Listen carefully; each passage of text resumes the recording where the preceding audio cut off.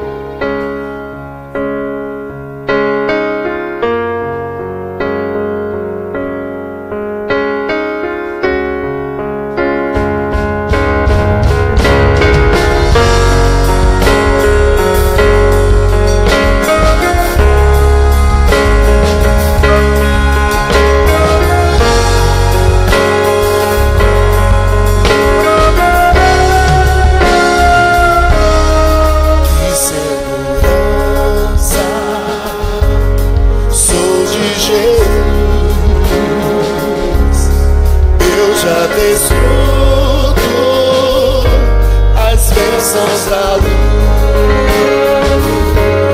Somos Jesus, herdeiro de Deus.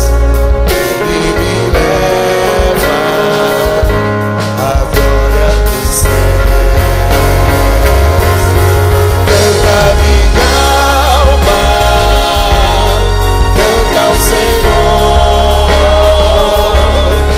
Ele sempre a mente louvor. Canta minha alma, canta ao Senhor. Ele sempre a mente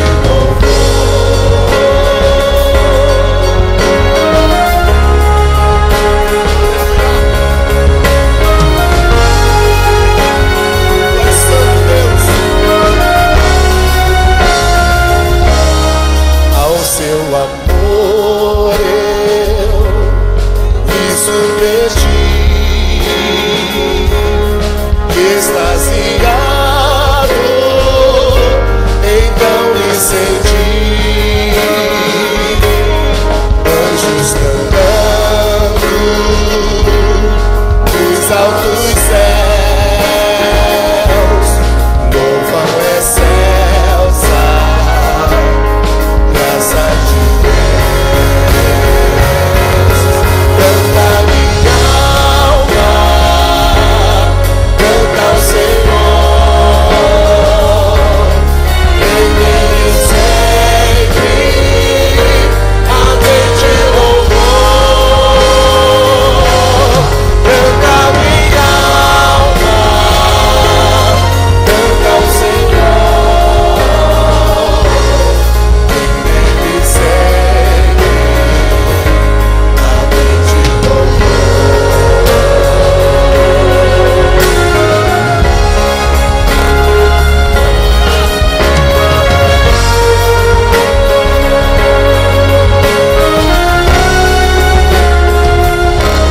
sempre vivendo em seu grande amor e regozijo em meu Salvador, esperançoso, vivo da luz,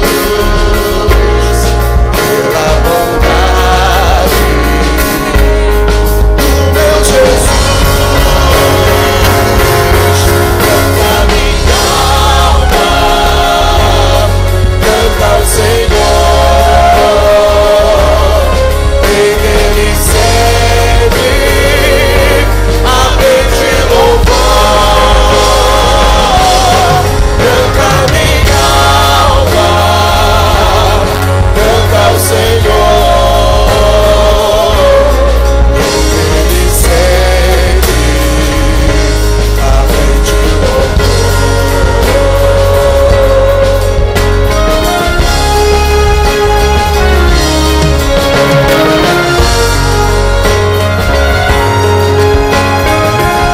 cantar assim, ó.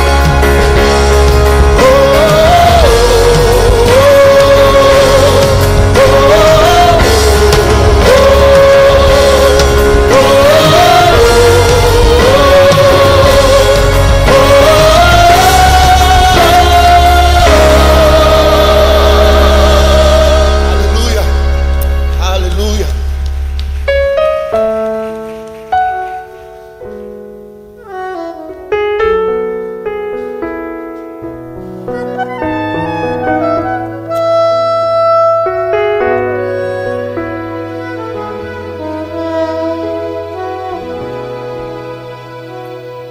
Tua é a glória e o poder, tu és pra sempre rei. Honra e majestade estão diante do Senhor. Não existe nenhum Deus que seja digno como tu. nada vai me separar de ti. Tu és a própria vida em mim.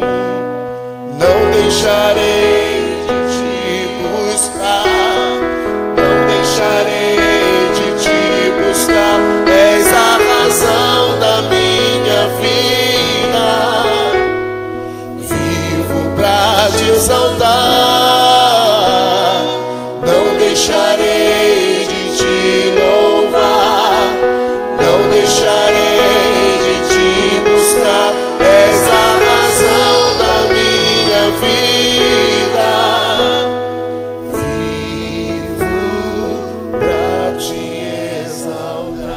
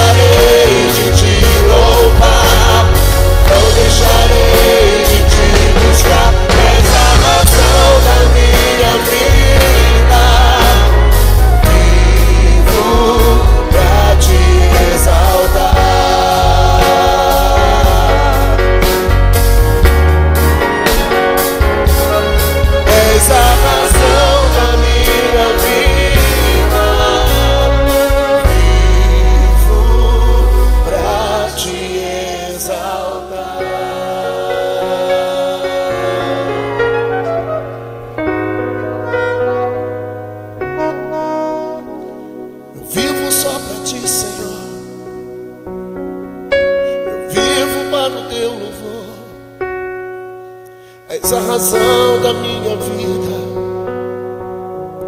a razão da minha vida. O meu socorro és tu, o meu escudo és tu, e não há outro Deus além de ti, e não há outro Deus.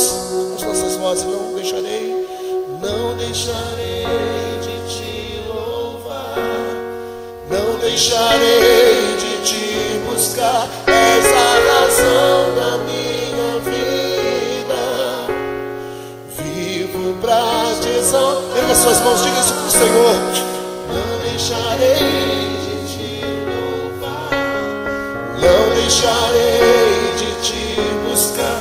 És a razão da minha vida, vivo pra te exaltar.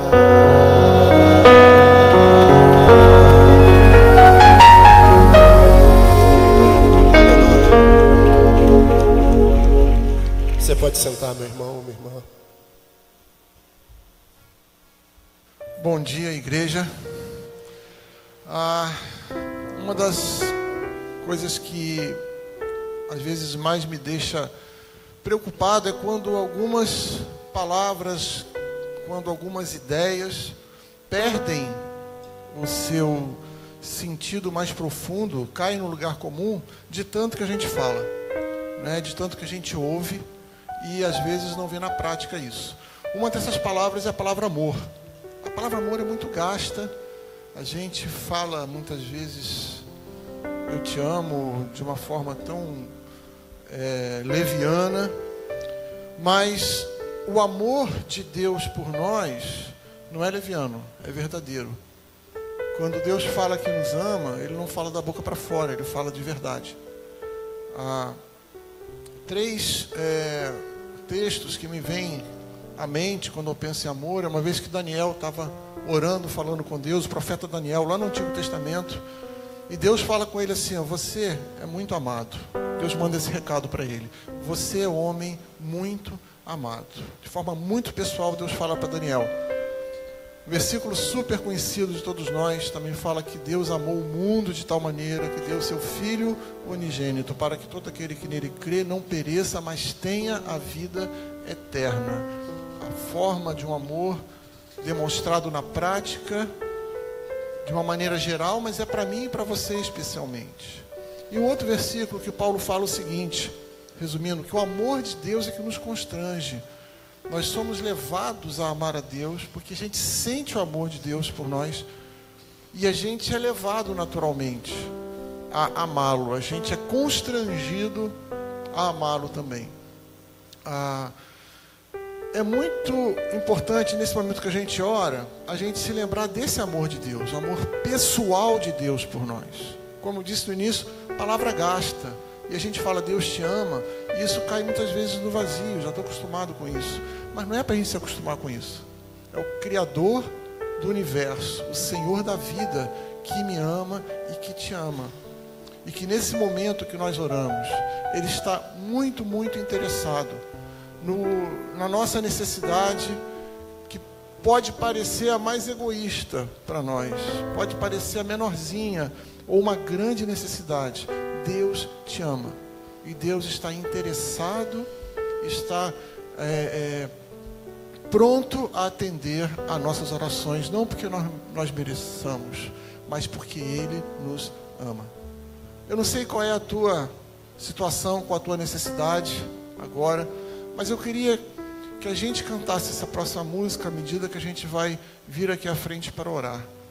Que você lembrasse o tempo todo assim: o Senhor me ama, eu te louvo por isso. Então eu entrego a Ti essa ansiedade, eu entrego a Ti esse medo, eu entrego ao Senhor essa preocupação, essa doença, essa cura interior que eu preciso de alma lá no fundo, o perdão que eu preciso oferecer, o perdão que eu preciso pedir, a luta que eu estou vivendo, eu quero entregar nas Tuas mãos. E eu estou confiante no Senhor, porque o Senhor me ama. O Senhor me ama de forma verdadeira, da forma mais profunda possível. Eu queria convidar agora a igreja para ficar em pé. E você que crê no amor de Deus e baseado nesse amor, quer entregar a tua preocupação a Ele, vem aqui à frente. Vamos orar agora, nós vamos orar juntos. Você que não está confiando na tua própria capacidade, no teu próprio merecimento, mas simplesmente ouvindo Deus falar: eu te amo pessoalmente. Venha crendo nesse amor, nesse cuidado de Deus. Vamos cantar essa música, que seja a nossa oração, essa próxima canção, mas seja a tua oração para o Senhor. O amor de Deus nos constrange e a gente pode entregar para Ele a nossa preocupação, a nossa ansiedade, confiados e confiantes de que Ele nos ama. Senhor, eis-me aqui, vem transformar meu ser no fluir da graça que encontrei em Ti.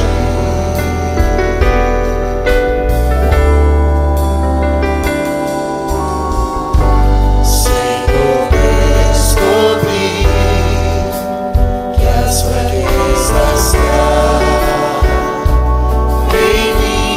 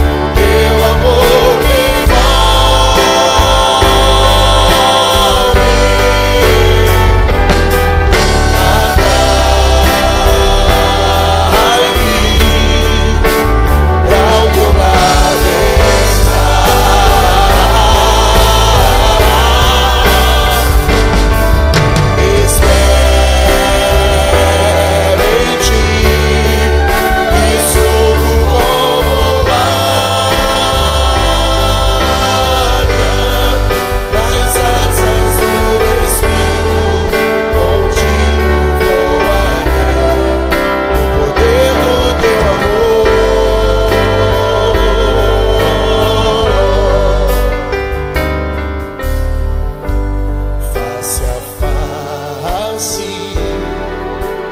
Quero ver-te bem, Senhor, e conhecer o amor que habita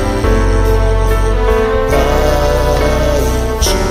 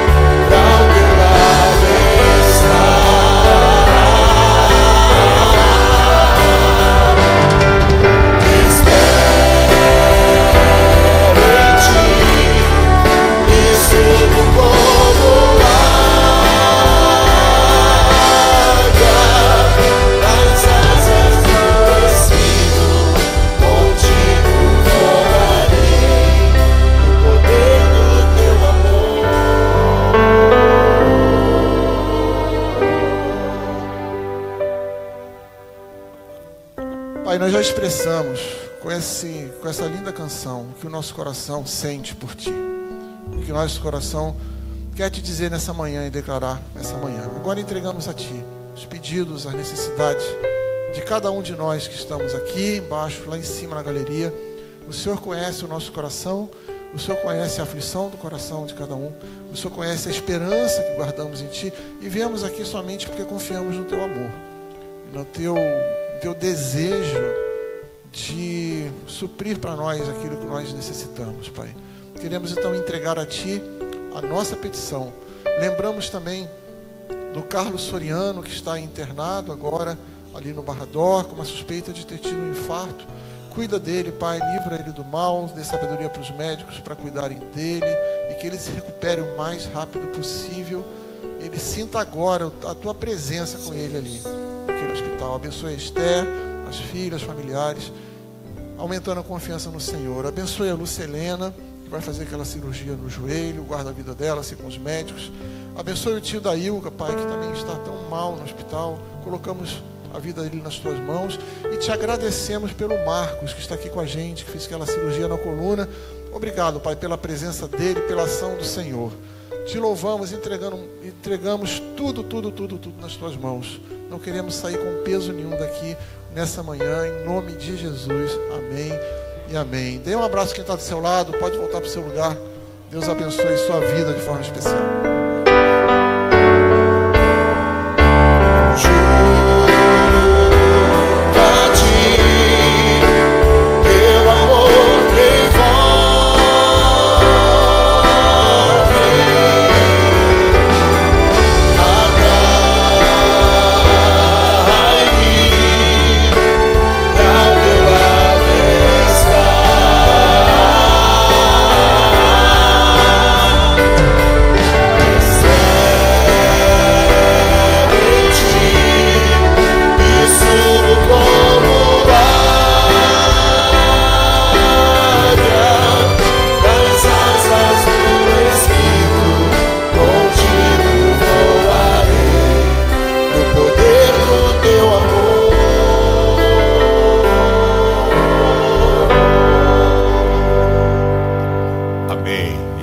Possa voar de fato nas asas do Espírito, na certeza de que Ele há de fazer muito mais do que a gente pensa, só imagina. Alegria enorme ver você aqui, Marcão, né? Após a cirurgia na coluna, 2 vértebras estavam sendo comidas por bactérias, foi colocado titânio, é isso? Ou foi aquele diamantino do Wolverine?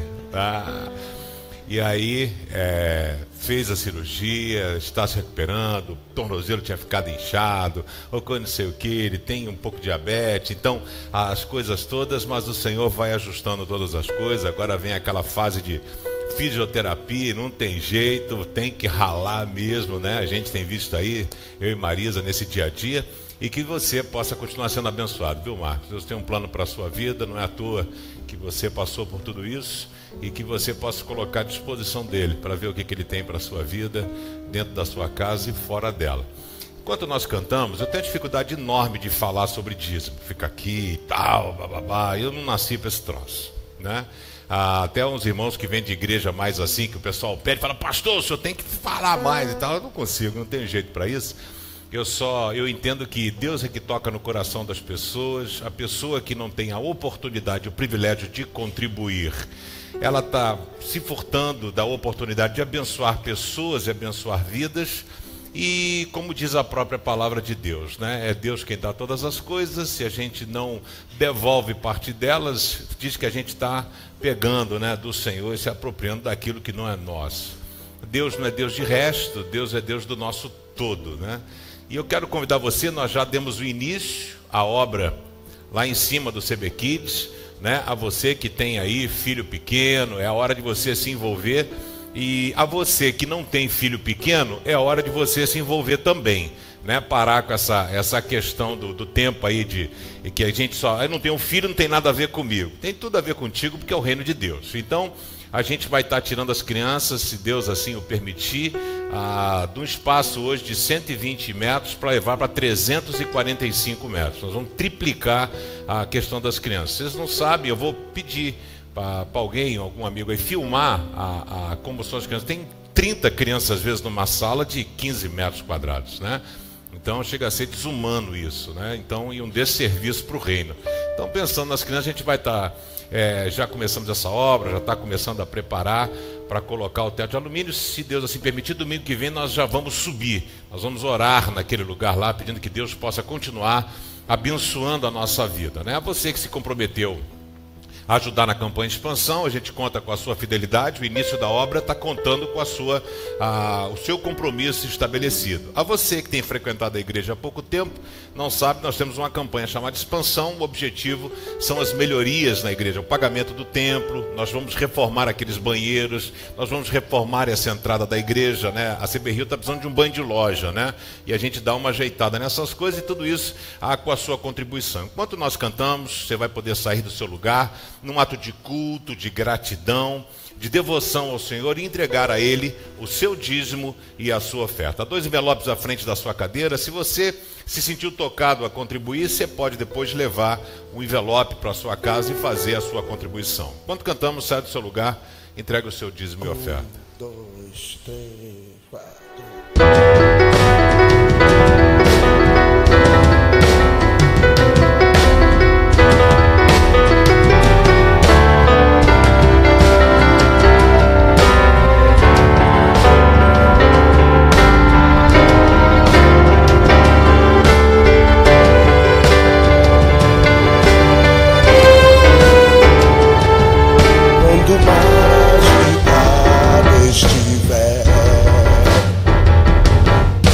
Fantasmas eu só consegui enxergar.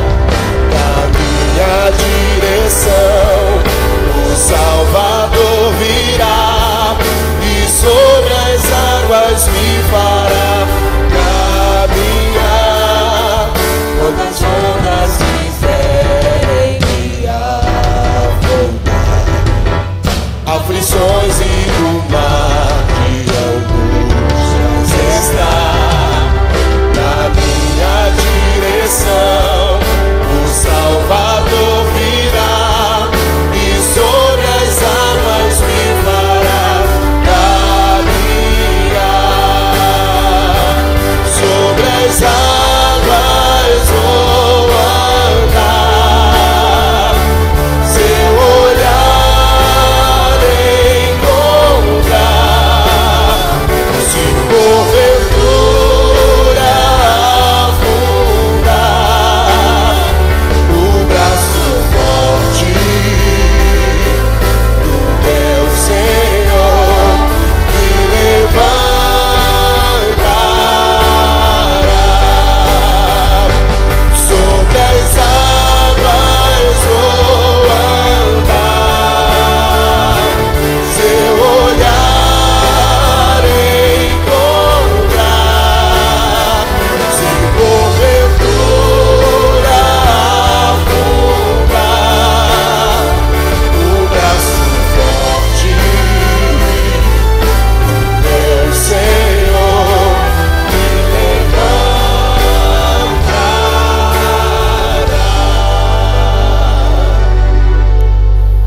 Obrigado, Senhor,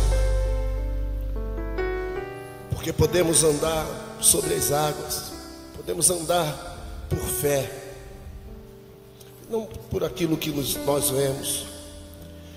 Isso é resultado da tua fidelidade, do teu infinito amor, da tua grandeza e soberania. Com o coração agradecido, Deus, chegamos diante de Ti para dedicar a Ti os dízimos e as ofertas, e também as nossas vidas no Teu altar. Nos oferecemos como um sacrifício vivo, santo, agradável a Ti, prestando um culto racional e entendendo que só Tu és o Senhor e não há outro além de Ti. Tu és o dono da prata e do ouro. Tu és o dono da nossa vida, de tudo que temos e de tudo que somos. Seja adorado, seja exaltado, acima de tudo e acima de todos, para todo sempre. Toda a igreja diga amém. Amém. Nós encerramos o ciclo de estudos de 1º e 2º Timóteo. Estou orando para ver qual vai ser o próximo livro que nós vamos estudar das Escrituras. Às quartas-feiras estamos estudando a Bíblia livro a livro, né? Estudamos o livro de... tanto livro, Miqueias, e nós vamos estudar Naum, agora na próxima quarta-feira, né? Você está convidado a estar conosco.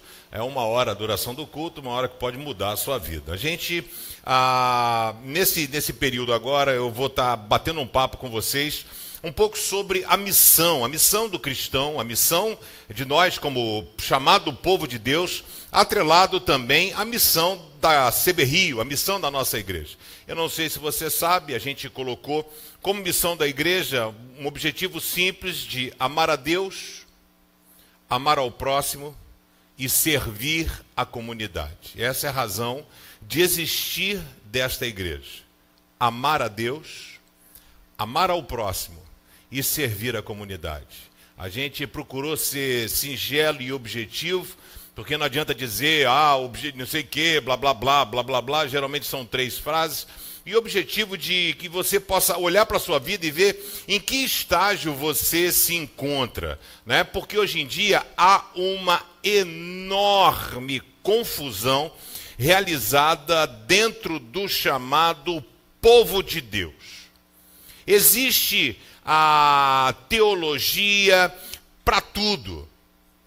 A forma da pessoa se portar, se comportar, igreja das mais variadas formas. Eu disse isso outro dia, que a cada hora, segundo um grande jornal aí de circulação, diz que uma nova igreja é aberta.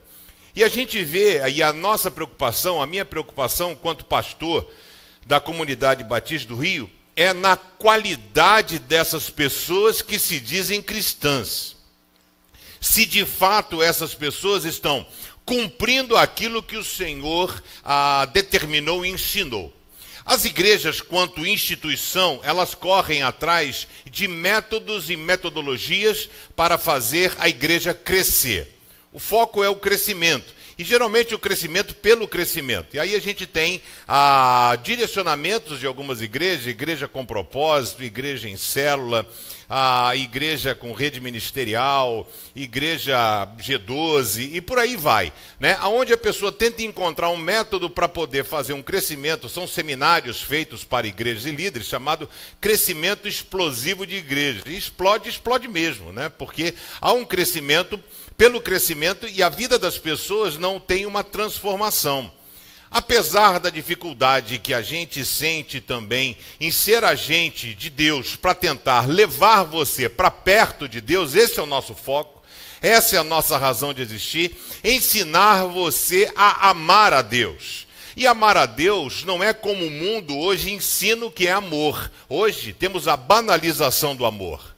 O cara é capaz de dizer eu te amo para a mulher, entregar flores num dia, no dia seguinte sair de casa. E sem o menor peso na consciência. Nunca, em tempo algum, precisou-se tanto aprofundar o relacionamento com Deus. Nunca se precisou tanto. Em função da nossa sociedade e a forma que ela vive. Esse contexto de família moderna. O que é uma família moderna? São 3 pessoas, como eu estava assistindo o MasterChef pelo YouTube, E tem um cara aqui, parece muito rico, eu comecei a assistir pelo YouTube agora, né? Não estou acompanhando as terças-feiras, e aí apareceu um cara e disse, não, eu tenho um filho na China. Né? Eu estou morando na China, tenho um filho na China. E estou muito feliz, eu tive um filho com um casal de lésbicas. Tive um filho com um casal de lésbicas e nós 3 moramos juntos e somos uma família moderna. Falei, caramba, velho, acho que eu sou rococó, mano. Que se isso é moderno, eu vou ser dinossauro, né? Tô fora do, né? Interessante isso, mas é impressionante a normalidade. E eu não sei se você tem percebido como a mídia, né? Diretamente a Rede Globo, está tentando impor isso de uma forma assim, é novela, é Fantástico, é Fátima Bernardes, é tudo que é programa. Se você pegar uma semana, tivesse um estudioso aqui e fosse ver as horas que isso é debatido e é apresentado, é uma enormidade. E aí a gente precisa ter esse cuidado na nossa postura. Jesus deixou algumas missões para os seus seguidores. Você está aqui, não está aqui de bobeira. Não está aqui para ver qual é. Você está aqui porque Jesus morreu por você, porque Ele ama você, e Ele precisa de você, e Ele está contando com você. Já parou para pensar isso? Se, por exemplo, Pedro tão somente convivesse com Jesus, tivesse aquela experiência e escrevesse um livro para ser um best-seller, e não fosse quem ele foi, aquele cara a ponto de morrer crucificado de cabeça para baixo por amor a Cristo. Jesus deixou algumas missões. Você tem missão. Missão é uma responsabilidade que o Senhor coloca nas nossas mãos, mas com o decorrer do tempo, essa missão vai sendo desvirtuada. Então as pessoas tentam customizar qual é a missão da igreja. E a pessoa que lê o livro com propósito, que foi uma visão que Deus deu ao pastor Rick Warren, a ele especificamente, isso não é uma visão determinista ou determinante para isso, é isso aqui que é, não é. Então ele pegou a grande comissão e o grande mandamento, amarás ao Senhor teu Deus com toda a tua força, com todo o teu entendimento e ao próximo como a ti mesmo, e pegou essa questão do ir, não sei o que, blá blá blá, e ele pega junto, então ele diz que a igreja tem 5 propósitos, e aí ele delimita os 5 propósitos da igreja. São muito mais do que isso. Os propósitos que o Senhor tem para a gente, quer dizer, a missão que Ele deixa para a igreja, é quando Ele diz assim, ser-me-eis testemunhas. A palavra testemunha, na sua origem etimológica, vem da palavra mártir, ok? Do grego, que foi escrito o Novo Testamento. A palavra mártir é a pessoa que está disposta a se sacrificar a qualquer preço, a passar pelas lutas e os desafios da vida. Mas hoje em dia, todo mundo quer moleza. A gente não quer o envolvimento, o ônus de tudo aquilo. Entenda que eu estou dizendo que a gente precisa aprimorar o nosso relacionamento com Deus, porque segundo o site Portas Abertas, nunca se matou tanto cristão na história como nos últimos 2 anos. Nunca. Nem Nero, nem nenhum imperador romano, ninguém em tempo algum, tantos cristãos estão sendo mortos hoje. Nós estamos aqui reunidos. E um dia, esse bagulho vai chegar para cá também. Não pense você que a gente vai ficar aqui e essas coisas todas, porque a própria Bíblia diz que, né, a gente seria perseguido, etc. e tal. E a gente precisa ter esse cuidado. Nós já estamos sendo perseguidos pela imposição de valores mundanos. E aí, o chamado povo de Deus, que precisava ter uma diferença entre nós e eles, mas a questão da graça ampliou essa questão do nós, e aí não conseguimos mais diferenciar quem é de Deus e quem não é de Deus. Então é tudo hoje, como dizem, farinha do mesmo saco. São as pessoas, não tem diferença, a pessoa vai à igreja numa religiosidade automática, liga, domingo, vai à igreja, e pronto, a sua vida não sofre transformação, não tem metanoia, né, que é arrependimento, não tem nenhum tipo de postura, né, que precisa ser notado. Aí o Senhor diz que a igreja ela precisa ir, ela precisa avançar, mas nós ficamos no conforto dos bancos e do ar-condicionado. Quando eu falo ir, eu não estou dizendo que eu não tenho que pegar um folheto e ir para a rua. Porque a gente tem logo esse conceito religioso, né? Então, ir para fora e a gente pegar um folheto e vamos fazer um movimento para distribuir folheto na rua. Não é isso. É muito mais do que isso. O folheto é a sua própria vida. Esse é o melhor folheto que você pode entregar para alguém. É a sua vida e a sua postura, no dia a dia e no cotidiano. Mas ao invés de passarmos valores absolutos, nós temos relativizado a nossa vida com Deus. Mas nós não podemos continuar assim. Sabe, Deus tem uma missão para a igreja que é dele e tem uma missão para você que é parte desta igreja. Sabe, então a gente precisa olhar para a nossa vida, porque se relacionar com Deus é simples e profundo ao mesmo tempo. Na verdade, ele está à procura de pessoas que estejam dispostas a terem um relacionamento sério com ele, independentemente de qualquer coisa, em qualquer lugar, em qualquer esfera. Mas as pessoas hoje são atreladas à religiosidade. Quem assistiu o filme A Cabana? Levanta a mão. Milhares. Quem não assistiu, assista. Hoje à noite eu vou pregar sobre o filme A Cabana. Porque se você botar A Cabana no site, A Cabana e a Bíblia, vai ter assim todos os sites condenando o livro A Cabana. As 3 heresias da Cabana, heresia, Cabana, não sei o que, blá blá blá, só falando mal. E o tema da pregação de hoje à noite é dizer: todos nós devemos entrar na cabana. É a pregação de hoje à noite. Todos nós precisamos entrar na cabana. E aí vou fazer essa aplicabilidade do que o filme, o livro, né? E hoje. Então, o que acontece? As pessoas conseguem ter os olhos somente para as coisas ruins. Não tem ninguém para ver aquilo que aconteceu, a postura, e nós estamos sendo impregnados por isso. E a gente precisa tomar um banho do sangue de Jesus Cristo para nos libertar dessas coisas todas que estão nos oprimindo. Que a gente possa ter um relacionamento com o Senhor sincero. Uma frase, por exemplo, eu fiquei no cinema e anotei umas 80 frases do filme A Cabana. E aí, como um cidadão do bem, eu peguei o meu celular, tirei toda a claridade, né, para não atrapalhar as pessoas que estivessem ao redor, e cada frase que a pessoa falava eu ia anotando, vou usá-las no sermão da noite. Mas interessante que numa delas, né, a pessoa que representava a Deus, né, e dizendo que sobre religião, quando o cara aborda sobre religião, ele fala assim: eu não estou à procura de escravos, eu estou à procura de amigos. Sabe? Então a gente precisa entender isso. Esse é o relacionamento que o Senhor quer. Não é aquele relacionamento de cumprir metas. Isso você faz no seu trabalho. Aqui é muito mais do que as metas. Aqui vai muito mais além. E a gente precisa ver tudo aquilo que Deus tem para a nossa vida. Então, a missão da nossa igreja é amar a Deus e simbolicamente, para que você possa entender, isso foi pautado num livro chamado A Igreja Simples. Foi feita uma pesquisa entre 2 igrejas. Uma igreja que ele chamou de primeira igreja e uma segunda igreja que ele chamou Igreja da Cruz. E aí, isso é pautado nesse livro aí. Isso. Então, nessa questão da missão, o objetivo é o seguinte: amar a Deus. Amar a Deus é quando eu sou um adorador. Quando eu amo a Deus? Eu amo a Deus quando eu estou presencialmente nos cultos. Eu estou adorando ao Senhor, eu estou buscando conhecer ao Senhor, partindo desta premissa.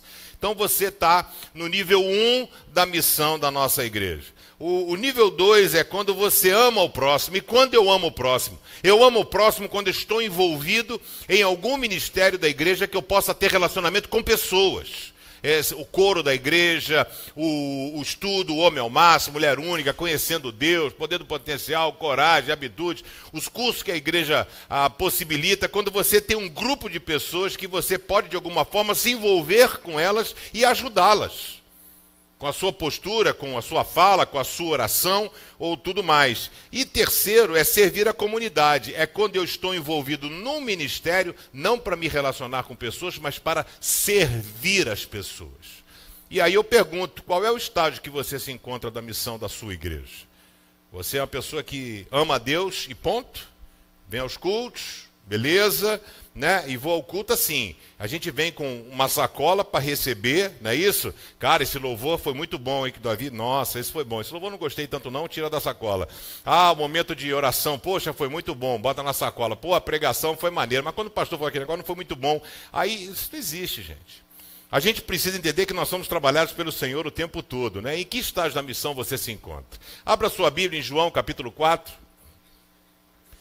verso 23, onde a Bíblia relata encontros e desencontros de Jesus, quando ele está indo para a sua cidade e existia um caminho onde poderia ser cortado. Né? Um bom judeu, ele driblava a possibilidade de passar por Samaria. Ele não passava por Samaria porque os judeus não se davam com os samaritanos. Eram inimigos, desde o retorno do povo da Babilônia. Quando o povo da Babilônia volta, os inimigos do povo de Judá, as tribos do sul, que voltaram com Neemias e Esdras, eram exatamente lá Tobias, Sambalate, governadores de Samaria. Então, eles se tornaram inimigos no curso da história, e aí, depois disso tudo ter acontecido, na época de Jesus, era um pouco mais acentuado.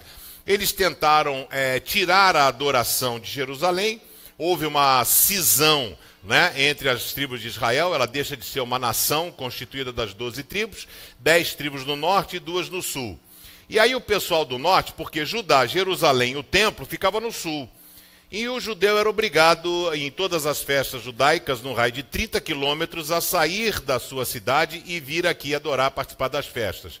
Tabernáculo, Páscoa, dentre outras. E aí, o que acontece? O rei Jeroboão fez um templo em Gerizim, é um monte em Samaria, dizendo, vocês não precisam mais ir a Jerusalém, vocês podem permanecer aqui.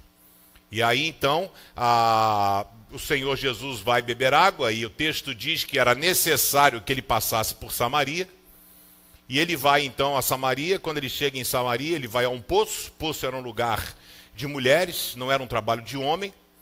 Você vê que boa parte dos homens, quando encontraram mulheres, foram em poço, né? Moisés encontra a sua mulher num poço, não é isso? O escravo de Abraão vai buscar a mulher dele num poço, e aí Jesus vai num poço, né? Aí ele está lá no poço, ele pede água. Por quê? Porque aquele poço, existem variações de poço, de água pluvial e poço de água parada, então precisava ter aproximadamente uma corda, um balde, um saco, um pano, alguma coisa de 20 metros para você poder pegar. Então não tinha como você chegar num poço, não tinha máquina, manivela para pegar água.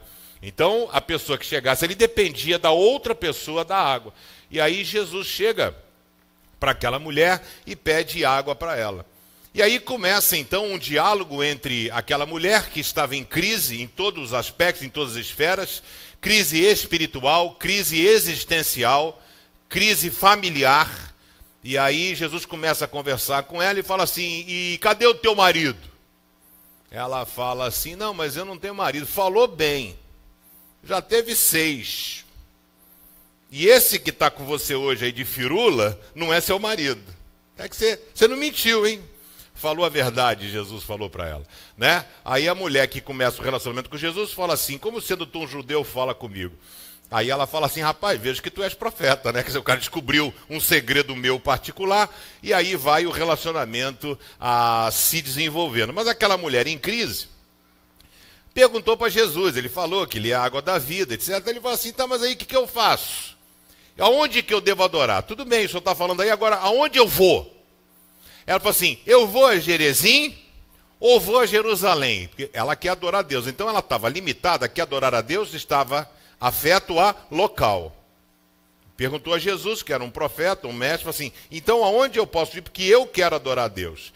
E aí Jesus fala para aquela mulher a mesma coisa que fala para nós hoje.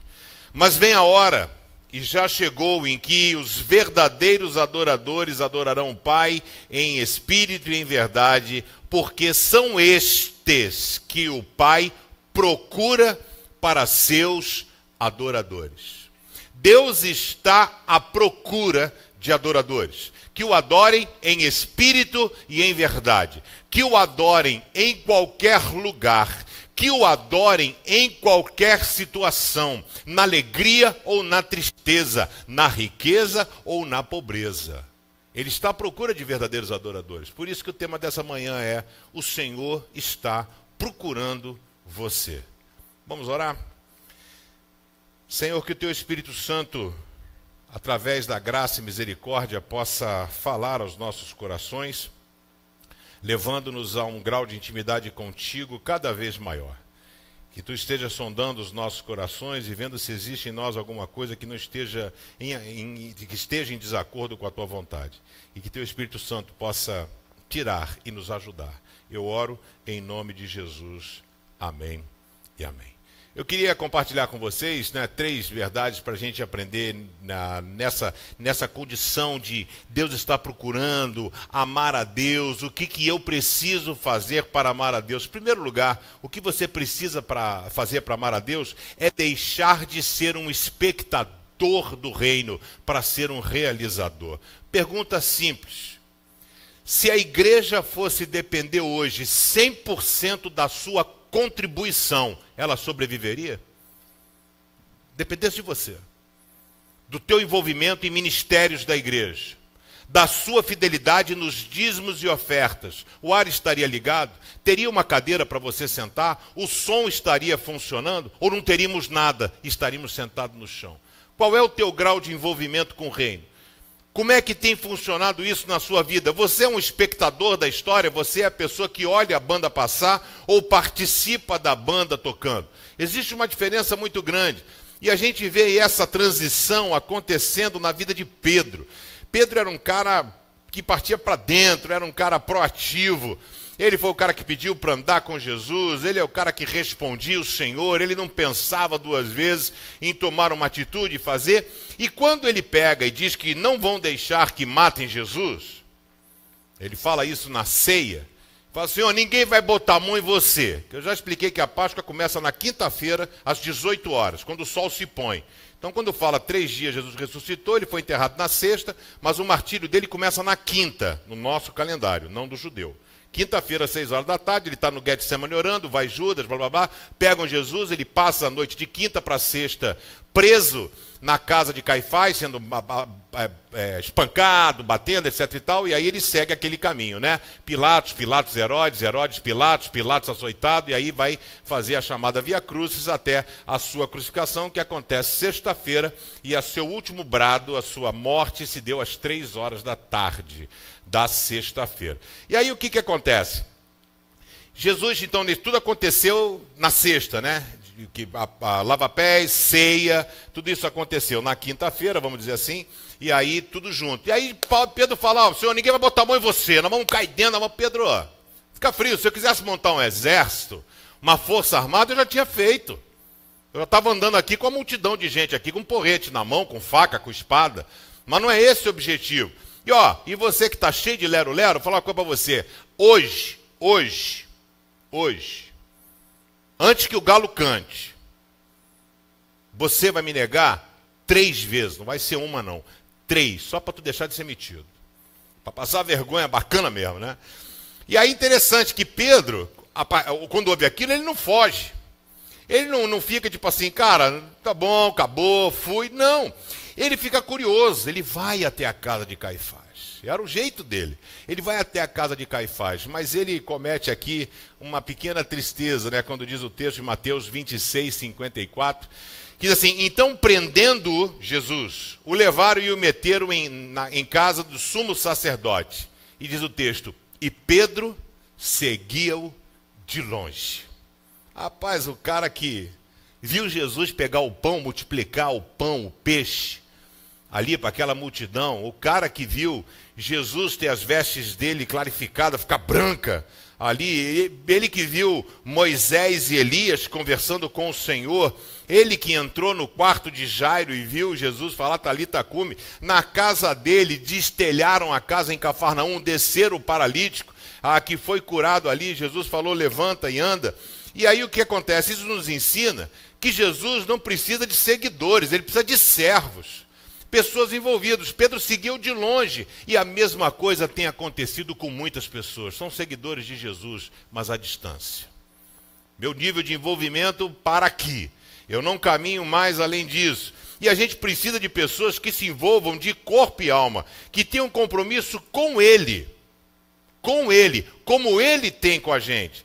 Entendo que os tempos de hoje superficializaram o compromisso em todos os níveis.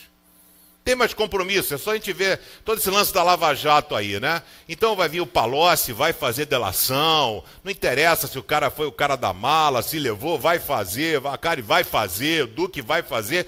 E aí eu me reporto, bota isso lá no YouTube, quando eles foram na comissão do coisa, todos arrogantes, prepotentes. Tiveram deputados que falaram assim, o senhor vai ser preso. E o cara não botou fé. E aí agora muda, porque sob pressão a gente muda. E aí Pedro, diz o texto, ele segue Jesus de longe. E a gente cada vez mais tem banalizado o relacionamento e compromisso. Sabe como? Vou dizer para você. A maioria dos pais não conhecem seus filhos. Não conhecem. Conhecem 20%, superficialmente. 80% que está no iceberg, submerso, você não sabe, às vezes, como é que é o seu filho na escola, se ele tem amizade, o que ele faz na hora do intervalo, como é que são as amizades dele, que tipo de coisa... Não tem tempo. Os filhos são educados pelos amigos, que ensinam, às vezes, até orientação sexual e outras coisas mais, e são desvirtuados. Os pais não conhecem seus filhos, os filhos não conhecem seus pais. E pior, muito marido não conhece sua esposa, e esposa não conhece o marido. Entendeu? Por que não conhece? Porque você sabe o que irrita a sua mulher. Você sabe, não sabe, Davi, o que vai tirar a Vanice do sério? Ela também sabe. Mas o que acontece? A gente sempre faz a mesma coisa, mano. Sempre faz o troço para poder irritar o outro. Olha que coisa do diabo, esse troço, né? Em vez de fazer um negócio, só que eu sei que ela não gosta disso. Não vou fazer. É tão simples, né? Mas muitas vezes a gente não conhece a pessoa, né? A Marisa, com tudo isso que ela está passando, eu estou conhecendo a verdadeira Marisa, né? Porque antes ela já tinha uma defesa, né? Eu tenho a minha sogra, que é espivitada, que é tudo, ela reclama de tudo, ela briga com tudo, mesmo que ela é super humorada e super coisa, ela pega, né? E eu tenho o meu sogro, que é assim, o mundo acabou, ele não está nem aí, tá tranquilo, tá sempre relax. E eu vejo a Marisa, às vezes eu vejo o meu sogro e eu vejo a minha sogra. Entendeu? Então, muitas vezes, por exemplo, assim, a Marisa é uma pessoa ansiosa, mas ela sempre segurou muito bem. Ela sempre segurou muito bem. Hoje não segura tanto. E aí eu falo, você está agoniada, não está? Eu falo, estou. Então, quer dizer, estou 32 anos com ela. E olha que a gente vai conhecendo, né? E no relacionamento com Deus, querido, não é diferente. Você acha que vai conhecer a Deus? Vamos lá. Como é que se conhece Deus? Vai. Fala para mim. Como é que se conhece Deus? Vai. Olha como é que é? A gente é pautado logo no esquema forte. Como é que a gente conhece Deus? Lendo a Bíblia. Não é isso? E conhecer Deus é você dar oportunidade para Deus agir na sua vida. Ler a Bíblia é uma das várias formas de conhecer a Deus. Conhecer a Deus é olhar para Jesus. Ali você conhece Deus. Jesus foi Deus encarnado. Você quer saber como Deus é? Olha para Jesus, é aquilo ali. Porque Jesus disse, eu e o Pai somos o quê? Acabou. Então o que acontece? Só que a gente pensa que é como se fosse uma faculdade. Então eu preciso ir no EBD, eu preciso fazer não sei o quê, eu preciso não sei o quê, eu preciso sei o que lá. E eu quero dizer, você precisa ter vida com Deus. Vida com Deus. É que vai fazer diferença. É vida com Deus. É você cada vez mais fazer com que você diminua e que o Senhor cresça. Porque na vida, em qualquer segmento da vida, não pode haver estagnação. Casamento, trabalho, profissão, não tem jeito. O mundo vai mudando. Se o cara não tiver antenado e atualizado, o Ricardo aí, engenheiro, fazia obra aí há 30 anos, 40, tem quantos anos? 90? Brincando. Aí, o cara, então, há 30, 40 anos atrás, o tipo de material era cara. Hoje é outro. É cimento não sei o quê, CP2, CP3, CP4, coisa, é concreto que não sei o quê, que já vem com brito. Você pega um caminhão, vem assim, o cara uma laje que o cara levava 5 dias para fazer, faz num minuto. Aí você tem estrutura metálica, o cara calcula, o cara faz o negócio. Teve um cara que fez uma casa no Novo Leblon que ele manteve só a carcaça, ele fez tudo de ferro. Só manteve a carcaça, o cara só fez o negócio. A coisa muda e você acha que com Deus como é que funciona? A gente precisa avançar sempre. Alguns acham que a intensidade religiosa vai fazê-los conhecer Deus. Vai não. Vai não. Porque os fariseus tinham intensidade religiosa e não conheciam Deus. Conhecer Deus é vida. É vida com Deus. É você lutar para ser a imagem e semelhança de Jesus. É você não ser como todas as pessoas são. E aí muitos dizem que são comprometidos com Jesus. Quem é que é comprometido com Jesus? Levanta a mão. Quem é comprometido com Jesus? Levanta a mão. Ninguém? Vou fazer um apelo, hein? Se você, né? Então o que acontece? O comprometido com Jesus é muito sério. Porque o comprometido para as pessoas hoje em dia, se eu vou no culto de vez em quando, você é comprometido muito. Muito. E a gente vai se desvirtuando.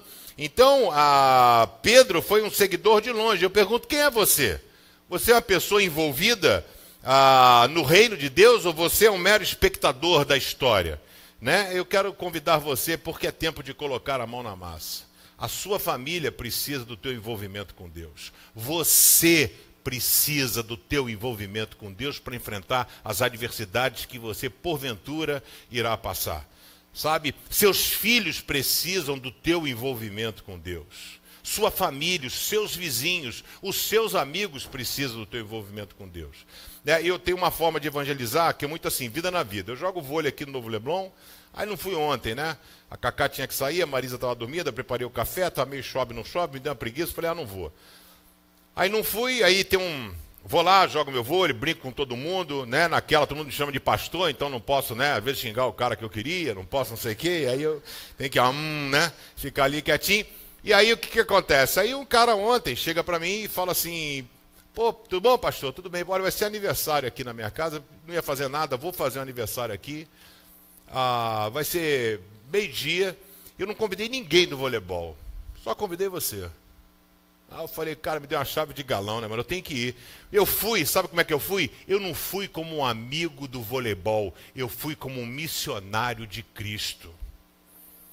Fui lá como um missionário, sabe? Fui porque até era lá no Alto da Boa Vista, Itaiangá, não sei o que, a gente foi, se perdeu, a Marisa falou assim, vamos embora. Eu falei, não, vamos lá. Aí a gente foi, não sei o que, achamos a casa, foi uma alegria do cara, sabe? Que são sementes que você... não orei com ele, não cantei. Eu sou um cara que você tem que ter muita sabedoria. Eu sou pastor. Aniversário, o pessoal vai comer. Me cocei todo para fazer uma oração. Me cocei todo. Eu falei, vou fazer uma oração aqui, né? Aí eu falei, cara, não sei qual é dessa galera. Então, se pedir, eu faço. Se não pedir, eu não faço.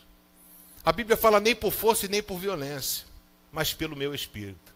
Aí conheci a esposa, conheci não sei o quê, a gente ficou lá batendo papo, e a sua família precisa do seu compromisso. Você precisa de uma intimidade maior. Olha, o meu sonho é que você hoje saia daqui. Nós temos na nossa caminhada com fé uma escadaria de 200 degraus.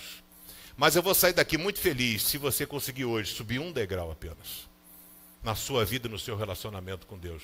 Se você subir um degrau, significa que você está no caminho certo. Porque o reino de Deus precisa da sua seriedade e do seu serviço. Porque quem não se envolve, não se desenvolve. É crente atrofiado.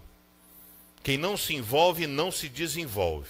Então, aqui o meu testemunho é simples. Eu passei a ser um crente de verdade no dia que eu comecei a me envolver com ministérios na igreja. Minha vida mudou. Pastor Pedrão, o senhor conhece Bíblia, Bíblia, não sei o quê. Eu fui professor de EBD desde sempre. Desde sempre. Deixei de ser professor de EBD para ser coisa. Então estudava, sei lá, 30 anos fazendo esse negócio. Né? Então lê aqui, estudo. Então às vezes tem uma história, um troço, não era pastor, não era nada. Quando eu fui para o seminário, eu já fui cascudo. O professor falava um troço que eu não concordo com você. E aí a gente conversava e tal para poder angariar conhecimento. E o reino de Deus precisa do teu envolvimento, querido. Precisa. A CBRio precisa do teu envolvimento. O reino de Deus também. Segundo lugar, o que precisamos ter é um relacionamento puro e verdadeiro, puro e sincero com Deus. Sabe, não adianta achar que está se relacionando, porque hoje em dia é o seguinte, filho mente pro pai, pai mente por coisa. É uma loucura, cara. Não tem mais esse lance de, senta aqui, o papo é o seguinte, a verdade, papo reto. Sabe o papo reto? Não tem mais isso, cara.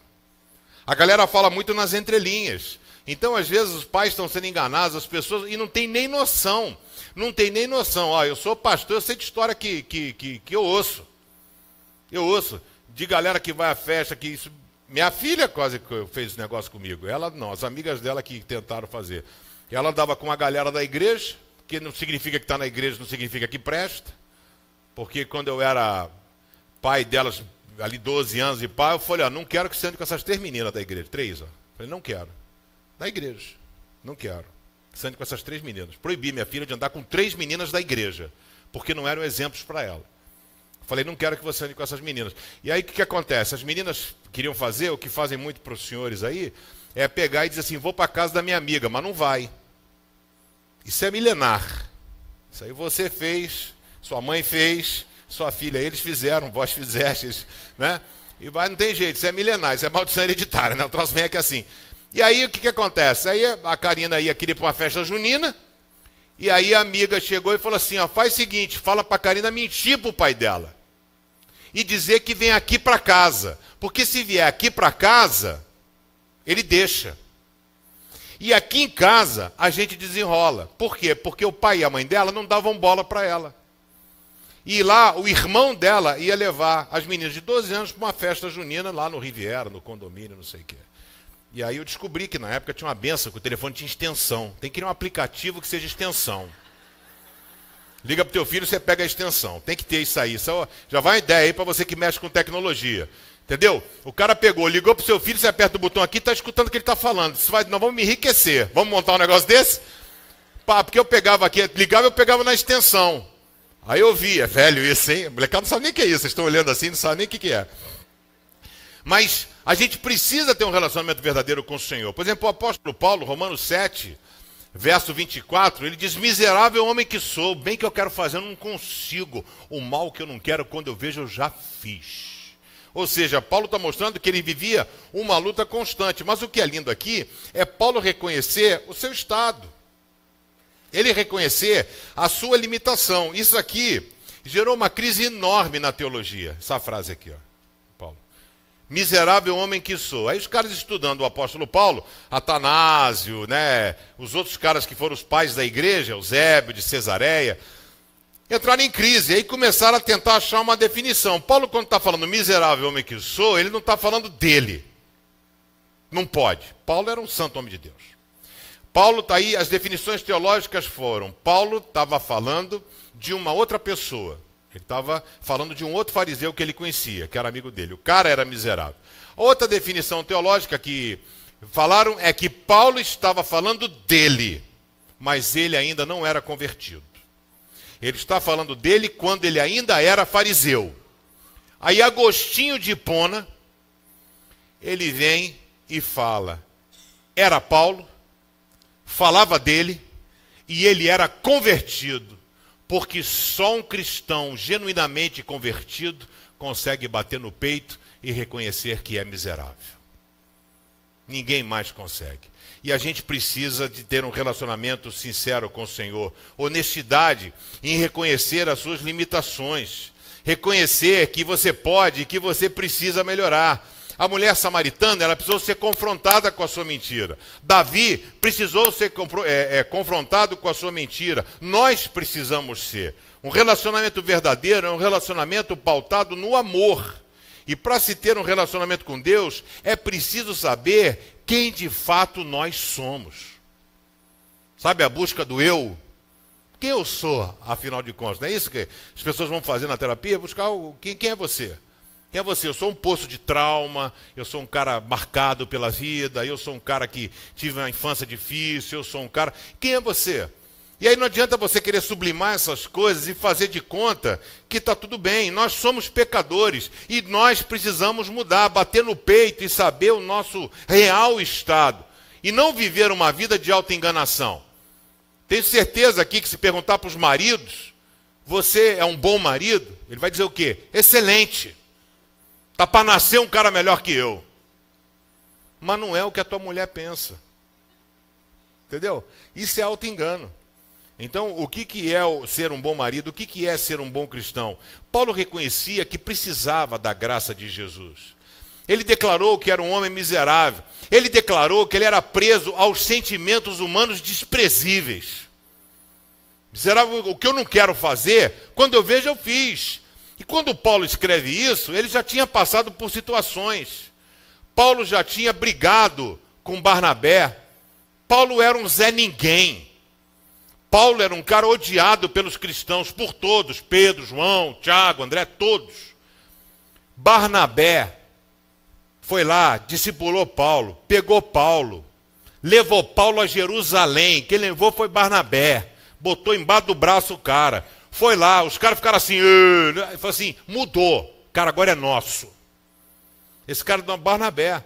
Então, quando você lê Atos dos Apóstolos, a viagem é assim, Barnabé e Paulo, Barnabé e Paulo, Barnabé e Paulo, Paulo e Barnabé. O cara é líder, né? Ele toma proeminência. E aí, quando o Barnabé quer levar o primo dele, João Marcos, que era um cara meio tímido, meio coisa, e não queria ir para um lugar perigoso, Paulo chegou e falou assim, ó, teu primo é frouxo, você também é frouxo, quer saber o seguinte? Vai embora daqui, some, eu vou seguir meu caminho. Aí Paulo fala, miserável homem que sou, cara, como é que eu fui falar assim com Barnabé, cara?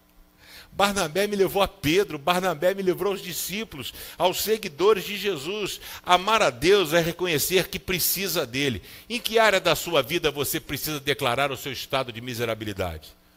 Em que área da sua vida? Fidelidade a Deus, fidelidade à sua mulher, fidelidade ao seu casamento, amor à sua família, envolvimento. Quais são as suas lutas? Temperamento, dificuldade em perdoar, mentira, falta de fé, falta de amor. Deus quer ter um relacionamento puro e sincero contigo. E eu pergunto, você deseja o mesmo relacionamento com Ele? Puro e sincero? Terceiro e último lugar.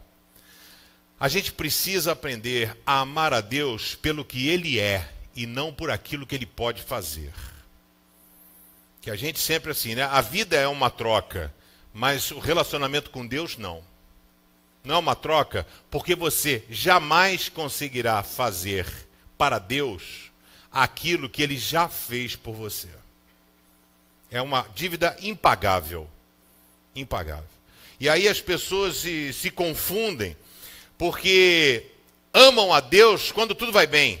Amam a Deus quando as coisas a conta está bem, trabalho, emprego, empresa, maravilha. Estou amando ao Senhor. Quando as coisas começam a virar de cabeça para baixo na vida, aí é que eu quero ver você amar a Deus. Tem coisas na vida, querido, preste atenção, que nós não temos resposta. São chamados mistérios de Deus. Ele fala em João 13, verso 7. O que faço hoje, vocês não têm a menor ideia. Mas um dia, vocês entenderão. Eu me lembro quando estava com a minha mãe no Hospital São Lucas. E a gente tinha descoberto que a Sonelia estava com câncer. E ela fazendo a quimioterapia. E o meu pai sofre acidente.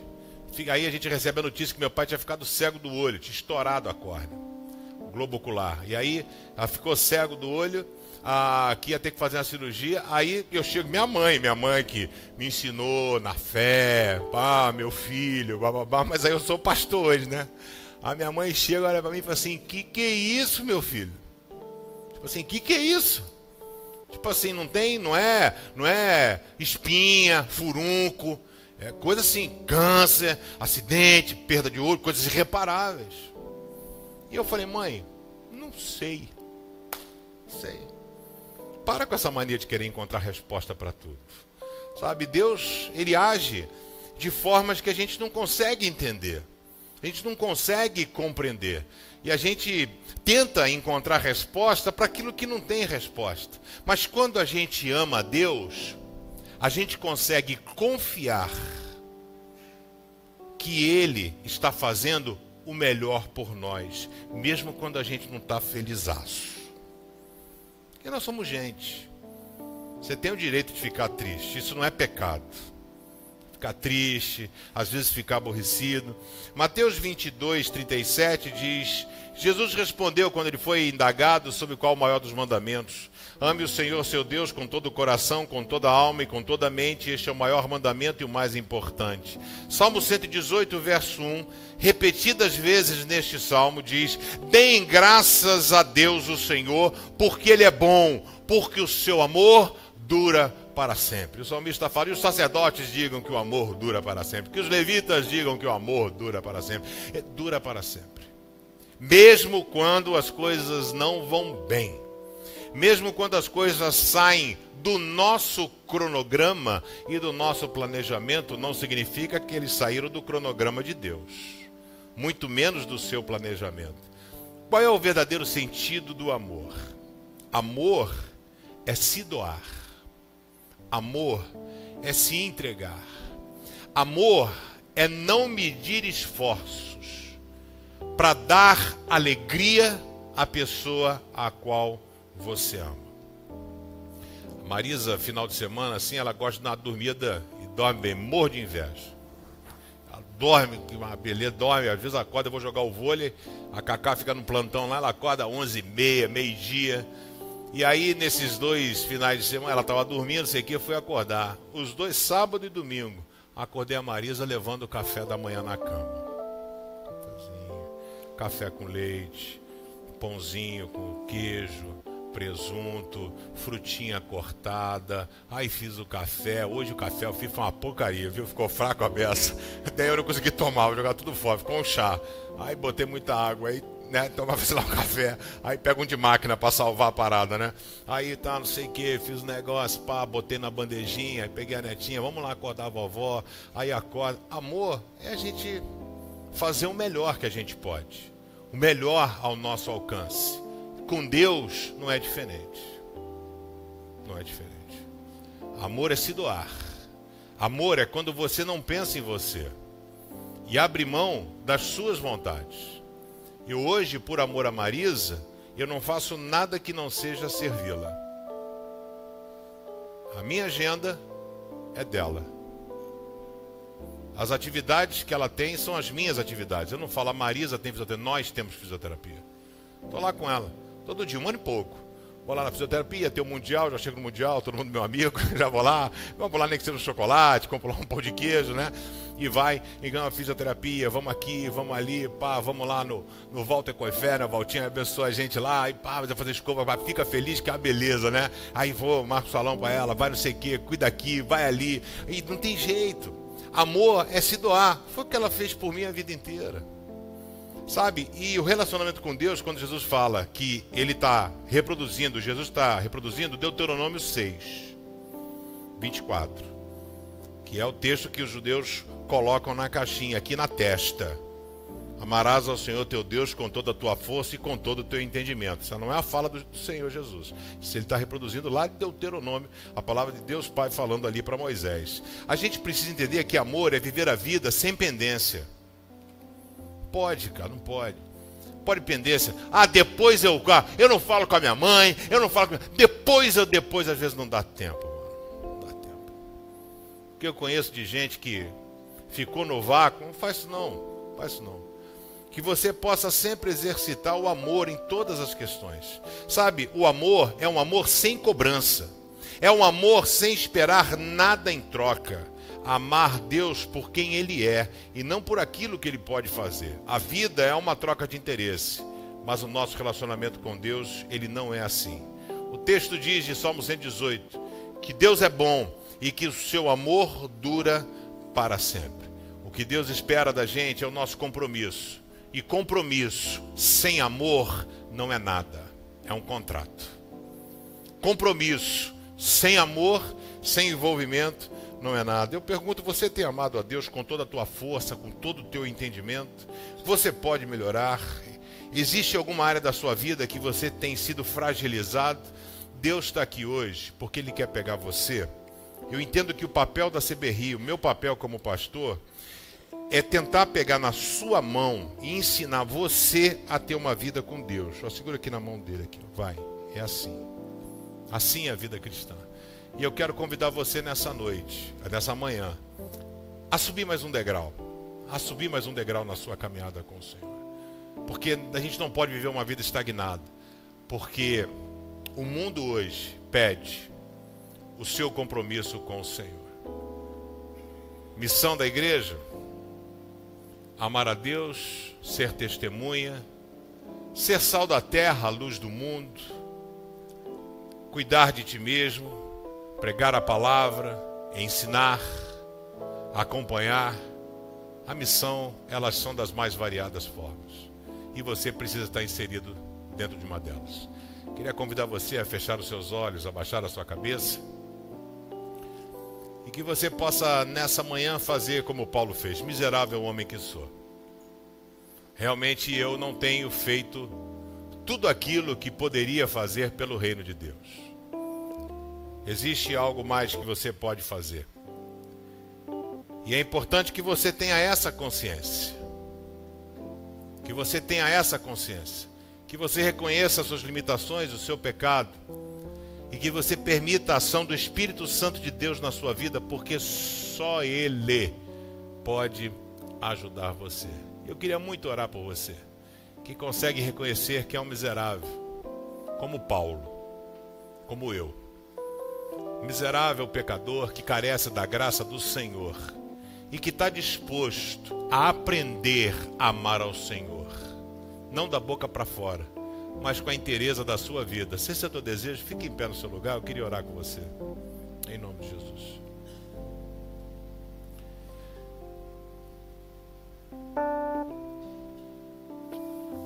Senhor, nós te amamos e não queremos fazer disso palavras vazias, mas que o nosso amor por ti seja demonstrado a partir das nossas atitudes, a nossa postura, o nosso agir, o nosso falar, o nosso pensar.